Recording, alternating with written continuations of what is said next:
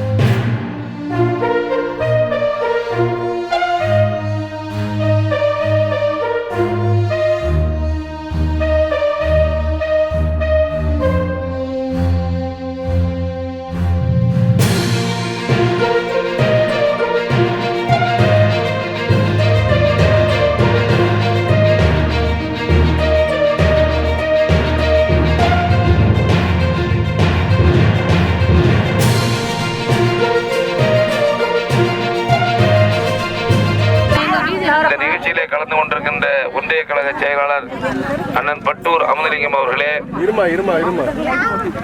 ஒன்றிய கழக செயலாளர் தம்பி பாசத்திற்குரிய தம்பி செங்குட்டூர் அவர்களே, சேர்மன் தம்பி KNT சங்கர் அவர்களே, இந்த ஊராட்சி மன்ற தலைவர் தம்பி நாவலூர் தம்பி பழனிவேல் அவர்களே, நம்முடைய செயற்பொறியாளர் மரியாதைக்குரிய வீரப்பெருமாள் அவர்களே, வரதராஜ பெருமாளே வந்துட்டார் பாருங்க, வரதராஜ பெருமாள் அவர்களே, நம்முடைய திட்ட மங்களூர் போட்டதில்லை. இந்த காலத்துல தான் நீங்க எல்லாம் ஓட்டு போட்டு என்ன MLA ஆக்கி மந்திரியா முதலமைச்சர் ஆக்கணும் இவ்வளவு செஞ்சிருக்கோம். இருந்தாலும் உங்க ஊர்ல